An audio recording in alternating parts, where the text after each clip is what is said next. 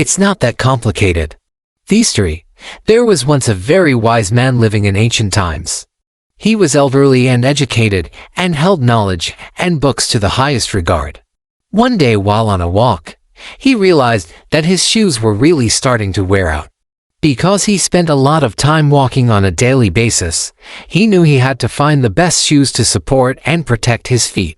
But, back then, this wasn't such an easy task, as he couldn't jump online to do some research and have shoes delivered to his door.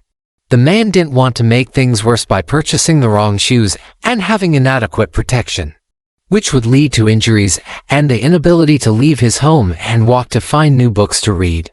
The man gathered all of the books he could that were written by only those that he admired the most to search for the answer to his question, "What do I do if my shoes have fallen apart?" He read through several books for many hours before finding out that he had no choice but to go buy a new pair of shoes.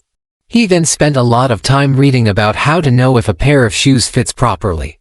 Once he was satisfied with the answers he found, he was proud of himself for doing the research, and he felt confident in his ability to buy a high-quality replacement for his old shoes. He figured if he hadn't done his research, he probably would have gone barefoot for the rest of his life, as he had no one to tell him how to fix his shoes. Following the book's instructions, the man took a stick and measured his foot with it. He then went to the market and finally came upon a pair of shoes that he liked. However, he realized he had left the stick back at home, which was far away from the shop. By the time the man returned to the market, the shop was closed. And, by that point, his shoes were completely split, so he had to return home barefoot. The next morning, he walked back to the market with bare feet, but the shoes that he had chosen the day before had been sold.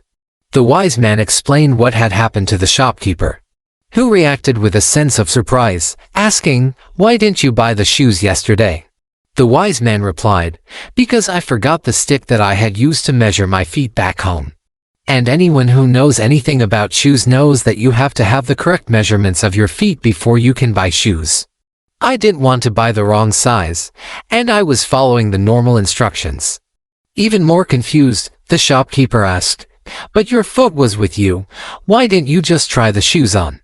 The wise man was equally confused in return and responded, "All the books say shoes must be bought with the exact same measurements of the shoes you already own." Laughing, the shop owner replied, "Oh no. You don't need the advice from books to buy shoes.